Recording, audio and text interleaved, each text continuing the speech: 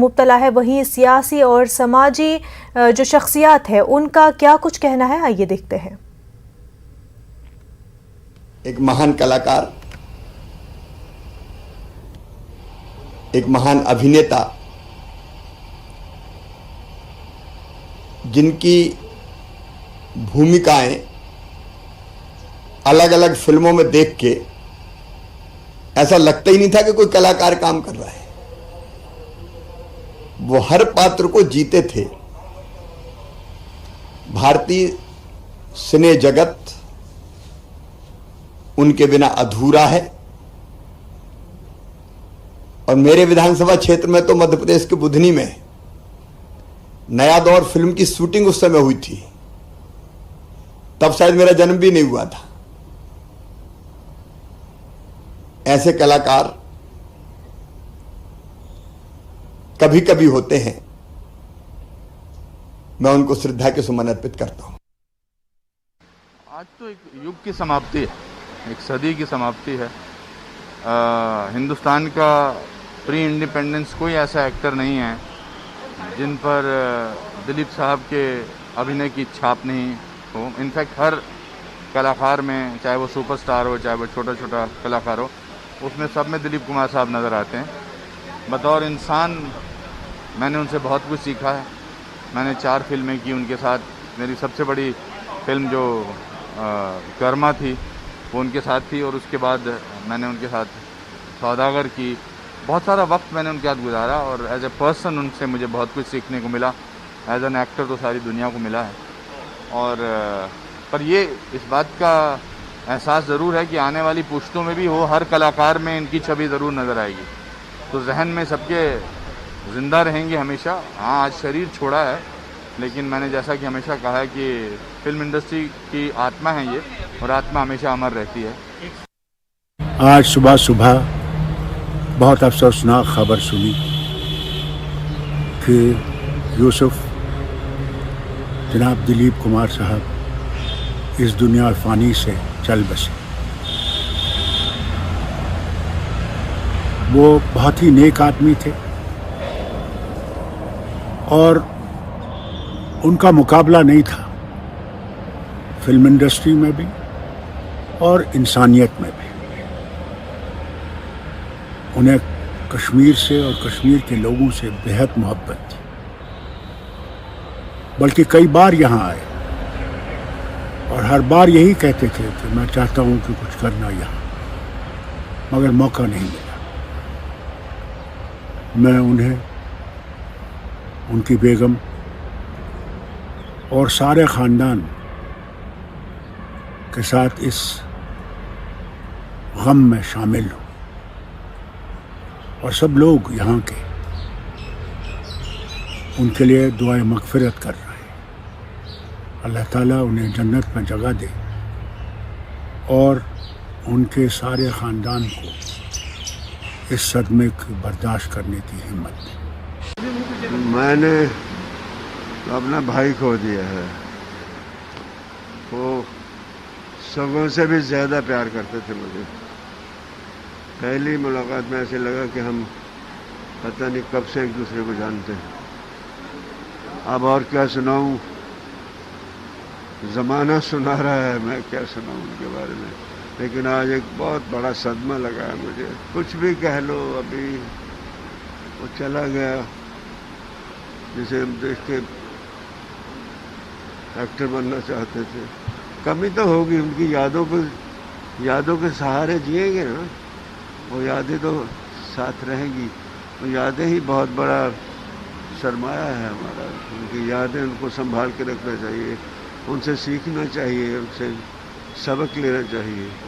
वो एक मिसाल है, उनसा कोई सानी नहीं उनका कोई।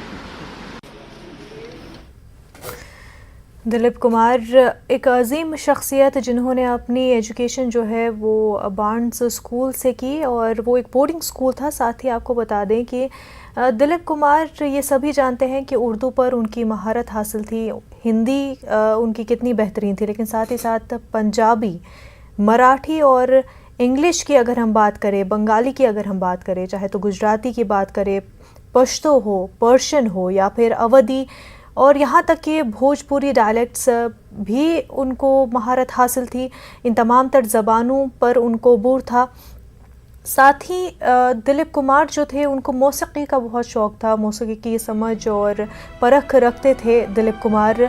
और एक फ़िल्म उनकी थी जिसके लिए उन्हें सितार बजाना था, उनके कैरेक्टर के लिए सितार प्ले करना था, लेकिन उस फिल्म के लिए दिलीप कुमार ने बाज़ाब्ता सितार बजाना सीखा और इस कदर उनको मौसीकी से मोहब्बत थी, उनको पसंद था कि उन्होंने उस कैरेक्टर के लिए, उस फिल्म के लिए सिर्फ एक फ़ेक प्ले जो किया जाता है फ़िल्मों के लिए, एक कैरेक्टर बस हाथ में सितार लिए या कोई इंस्ट्रूमेंट लिए वो बजाने की कोशिश करता है बस कैमरा दिखाने के लिए।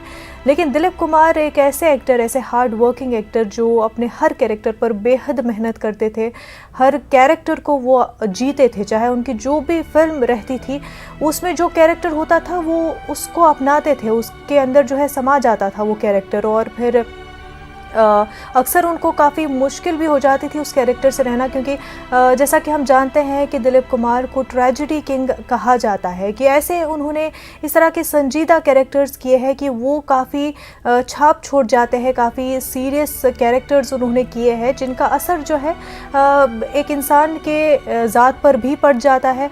ऐसे में जब उनको कोई कैरेक्टर दिया जाता है जहाँ पर वो मौसीकी उनको पसंद है या फिर कोई म्यूज़िकल इंस्ट्रूमेंट उनको बजाना है, तो वो न सिर्फ उसको फेक प्रिटेंड करते थे बल्कि वो सीखा उन्होंने। सितार जो कि वो एक फ़िल्म के लिए उनको बजाना था वो बाज़ाब्ता उन्होंने सीखा उस फिल्म के लिए। तो काफ़ी मेथड एक्टर और काफ़ी नेचुरल एक्टर जो अपने हर किरदार को जीते थे, पूरी तरह से उसे अपनाते थे। और बात यहाँ पर सिर्फ ये नहीं कि वो संजीदा कैरेक्टर्स ही करते थे, वो हर तरह के रोल करते थे, वो कॉमेडी के रोल भी करते थे, वो रोमांटिक रोल भी करते थे।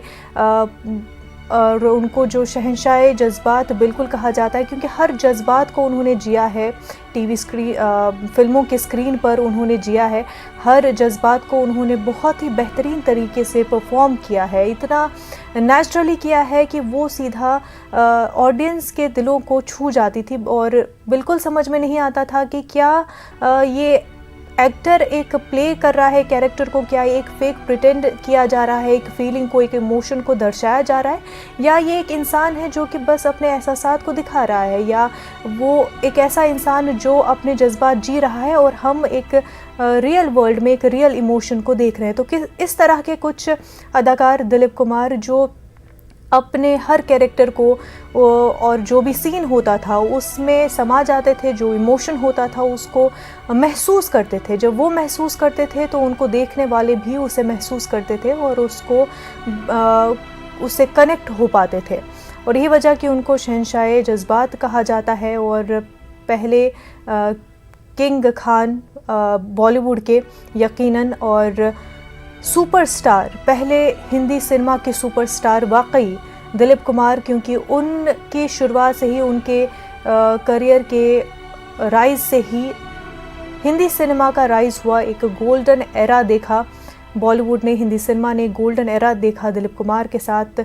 जिस तरह की फिल्में उन्होंने की, जिस तरह की अदाकारी उन्होंने दिखाई, क्योंकि जिस तरह से उनके आने से पहले का जो दौर रहा है हिंदी सिनेमा में, तो उस दौर में थिएट्रिकल वे ऑफ एक्टिंग हुआ करती थी। जिस तरह से अदाकार मूवीज़ में काम किया करते थे वो थिएटर से होकर आते थे और थिएटर का ही जो तरीका रहता था वही कैमरा के सामने उनका तरीका रहता था एक्टिंग का।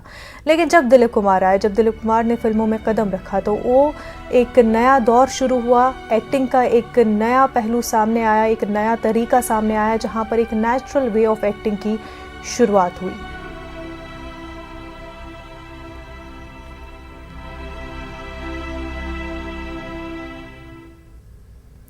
नेटवर्क 18 फेडरल बैंक संजीवनी गाड़ियां पूरे मुल्क में कोरोना वायरस से मुतासरा अजला में गश्त कर रही हैं।